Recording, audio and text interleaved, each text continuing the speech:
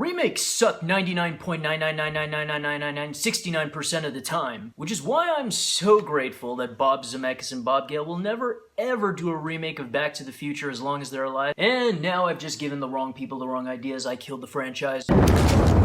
But in all serialness, I adore Back to the Future. I even like the third movie. It's a great trilogy of films that continues to remain timeless, memorable, funny, adventurous, and heartwarming. I even have a poster of the first movie. And I don't care if it's just a screen, the ride was one of my favorite attractions in Universal Studios, and it kills me that it has been replaced by a TV show that has somehow become less relevant than the franchise it replaced. I've never been on the Simpsons ride, but I don't care. It wouldn't be the first time the Simpsons betrayed me. But what about the realm of electronic video gums?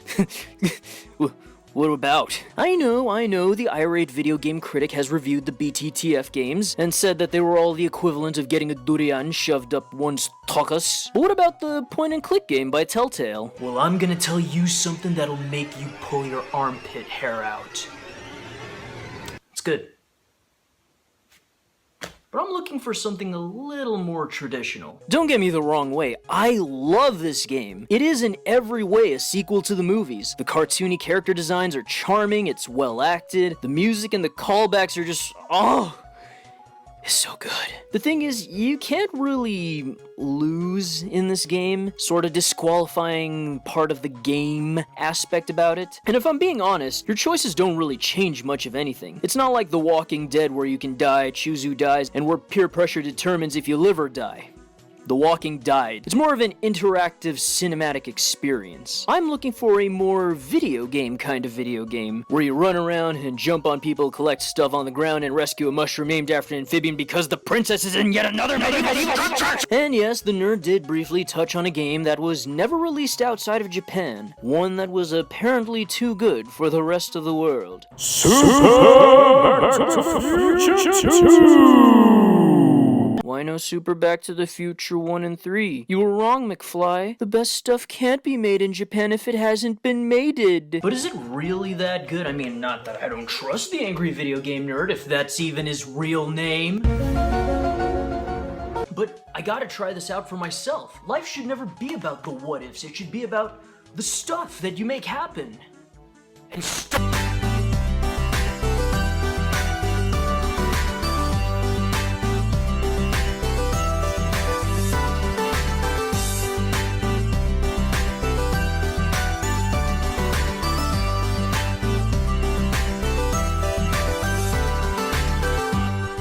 Chrizinator.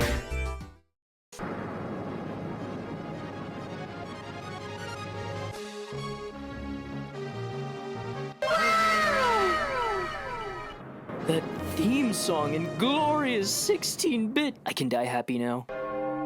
So colorful. The character designs are so expressive. Even though this game was released in Japan only, the version I have is in English. How, you may ask?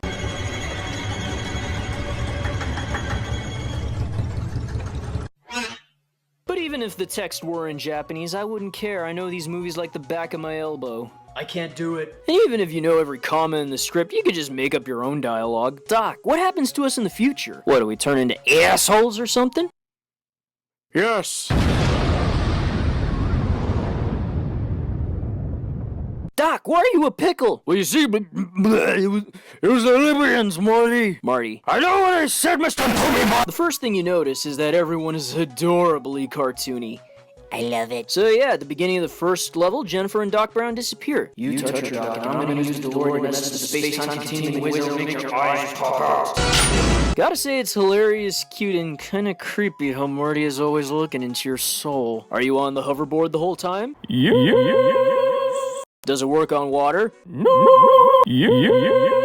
You attack with your hoverboard, whether your enemies are on the ground or in the sky, whether you're flat-bottoming or deflect and racks. Screw the screw attack. JK RIP screw attack. The hoverboard is the coolest and greatest weapon in all of Vidjigums. It's so amazing, it's your health. You can keep your BFGs and your Olympus blades and your poison mushrooms. I mean, as long as you're moving and you're tapping the attack button like a maniac. The controls do take some getting used to. You can tap or hold the B button to go faster like in Super Mario. This is of the utmost importance because if you just jump like normal, you will get little to no momentum when trying to correct your landing, left or right. This can be ball-breakingly annoying when jumping from platform to platform. So here's a little tips and tricks. Now don't tell anyone I told you this, but if you tap the jump button as soon as you hit the dash button, it should make life easier for you. Except when it comes to relationships, paying taxes, and spiritual fulfillment. It works like the slide jump from Crash 2. If you hold the up button, you'll turn opposite of whatever direction you're facing. You control Marty like Luigi, but the levels are designed like Sonic, where there isn't always one way to get around the level. At least you don't have to worry about bottomless pits, I guess. You collect coins to use for vending machines, which hold items like invincibility, shields, and health. Thankfully, there's a lesson option, which is not as hot as it sounds, where you can get accustomed to the game by running across 1985 Hill Valley, where there are no enemies and you can get a hold of the controls, sort of like Peach's front yard in Mario 64. And no, I'm not talking about that front yard, you pervs. Get your filthy minds out of the gutter. You're now in 2015 Hill Valley, which looks like 1985 Hill Valley, but jet set radioized. You can interpret 2015 Hill Valley nowadays as either an alternate universe 2015 or the year that, I don't know. Gotta be honest, I don't remember what happened in 2015. I visited Japan, where this game was made. I also visited Universal Studios in Osaka, where the Back to the Future ride was, and you get to hear Doc and Biff speak in Japanese.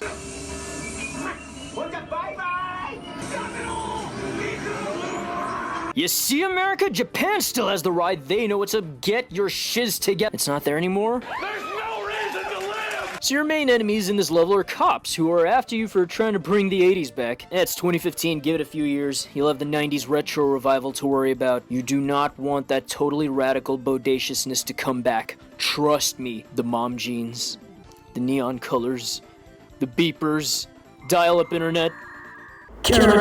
Some things are better left in the past. Your first boss is Griff. I beat him. Well, that was disappointingly fast. Guess a little foreplay is just too much to ask. Where's the love? Because I'm not looking forward to the future, man. Remember when I said you need to get used to the controls? If not, then why don't you remember? 'Tis a pain in platform sections like this. And some methods of getting through the level are just cryptic. How was I supposed to know I was supposed to jump on her head?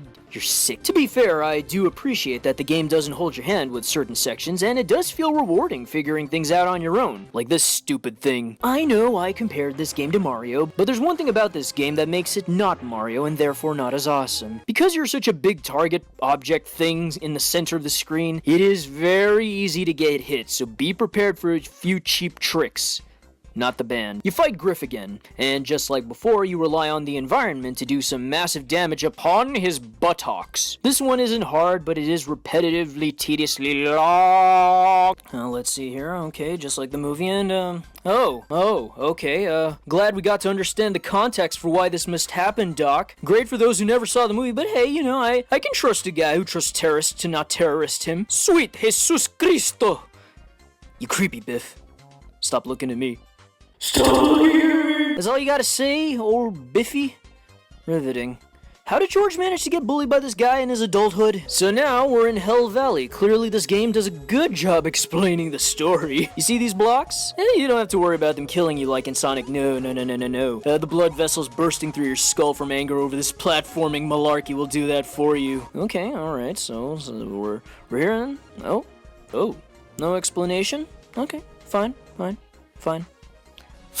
Clearly this is Hell Valley because Biffy the Vampire Slayer doesn't even have an elevator in the building he owns. You gotta go all the way up, dodging sentient cannonballs and goons. Only for this level's boss to be this goon. I died so many times here, and no matter how many balls you drop in his head, man, this game is sadistic. He won't go down unless you yourself jump on his head. I mean, it's not that hard. You have to pay attention to where the balls are going and deflect musical notes with your board. You climb up the building, bouncing off bowling balls, getting trapped in pathways with more bowling balls, only to end up with another boss fight that ends in a minute. Oh, hi, Lorraine, who seems to be an amalgamation of young Leia Thompson and not that young Leia Thompson. I love how she just out of the blue says that she's married to Biff. No prompting from Marty. What are you trying to tell us, Lorraine? She tells you George is in the cemetery, and what used to be a few seconds transition in the movie is now a full-blown level. Oh my god, there's tombstones everywhere. I mean, it's hell in Hell Valley, but I didn't think it was this helly. What is with that guy?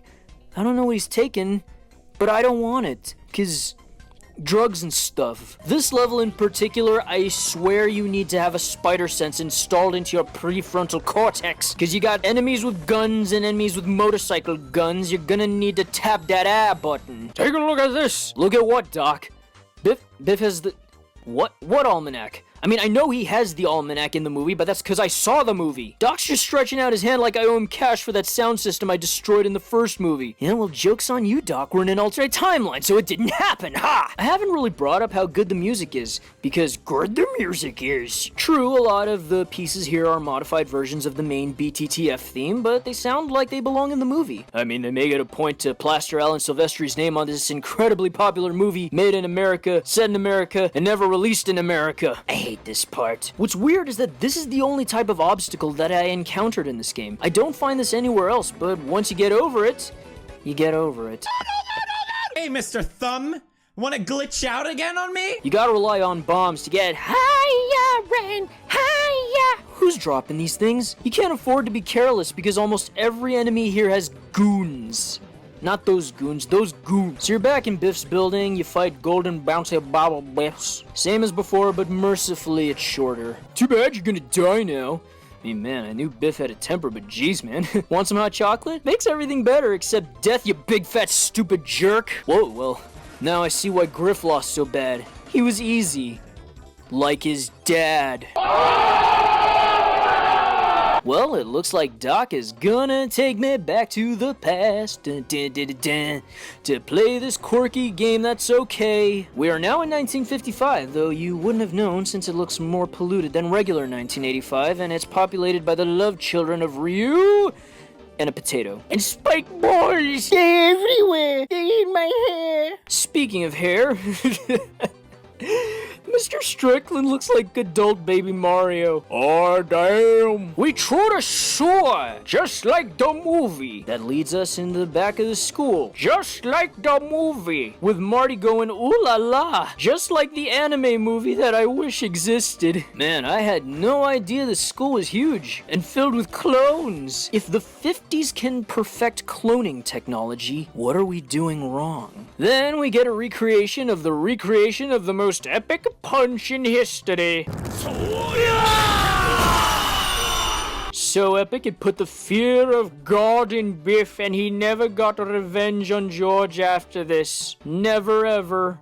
Not once. Not in the last 30 years. It's so epic it falls into Marty's hands, which leads to him saving the future. George McFly, a real hero. Captain Falcon wishes his punches were that universe-shattering. You know, Crispin Glover sounds like a real stand-up guy who doesn't hold grudges against anyone and would totally show up again in the next movie. And now for the most frustrating boss in the entire game. Fight against Biff's goons, even though I already have the Almanac and I should be getting my 1985 keister out of derriere. Billy Zane and Clown Man are pretty easy to take out, but you're still constricted by the limited amount of space, and this is a real problem when dealing with this guy. This guy. Because of the way the platforms are set up, and because you need to lower one platform to raise the other without accidentally jumping on the second floor or accidentally getting hit, this guy is the main reason it took me so long to beat this level. You can't jump on him nilly-willy. You gotta time it. There. Give me that champagne. I'm gonna need it after I'm done with this game. And Biff takes the almanac back from me. I love how it rests on his arm. Not even grabbing. He's just meh. So we gotta get the book. Again, we got a boulder climb with spikes breathing down our non-existent necks. It's time for the final showdown with Biff. Are we gonna get an epic... Just hit the truck, and Biff gets dumped on with his greatest enemy. I hate cow feces. And the game just ends. That's it. No shot of the DeLorean getting struck by lightning. No Marty meeting Doc after Marty goes back to 1985. No teaser of Super Back to the Future 3 because it was never made, just like how Super Back to the Future 1 faded into the picture as if it never existed. Is this a good game? That's a heavy question, Doc. I gotta say, I'm mixed. No, seriously, I'm half Filipino, half Spanish. I love the character art, it's a very colorful game, but most of the level designs are too similar. Really, all this game needs to do is make a few minor adjustments to make it better. Make Marty smaller so that you don't get unfairly kicked in the little Martys, the momentum-based platforming could be less stiff, and the bosses are either too easy or too short. It is pretty satisfying passing through the vending machines and getting items from all the coins you collected, and it can be challenging. If I'm being honest, this game is incredibly straightforward. You go from one level to the next, jumping, dodging, good old platforming goodiness. No need for Doc to explain calculus here. And sometimes, that's all you need, just like the movie. The physics and the technobabble coming from Doc just make everything seem more complex and totally out there, bruh. But in the end, it's all about one goal. Getting back to the days of future past. This game is not perfect. It handles the story very haphazardly and could have benefited immensely from more gameplay variety. If you want a true Back to the Future experience that focuses purely on the story, characters, and immerses you into the world of the movies, and is a sequel to the trilogy, the Telltale game is your best option. If you want something you can beat in a fairly short amount of time, is challenging, and gives you that old school fun, this game is for you. And I did have fun playing the game, even with all the frustration. I don't know why it was never released outside of Japan, and it's a shame that this never made it officially in the States. Back to the Future is one of the most beloved film franchises of all time. There's something in these movies for everyone. Its themes and characters all connect to people in so many ways. Even if this game wasn't perfect, fans would have loved this. Look at the games that were released back then.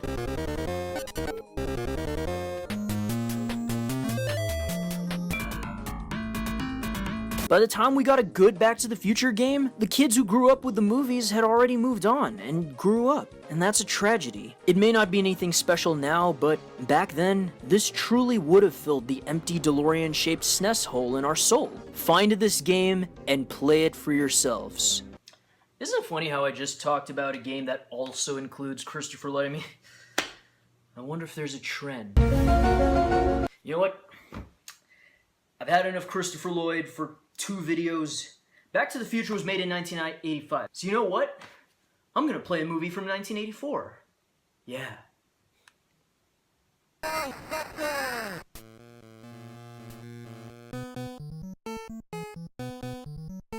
Why do I hurt me to myself?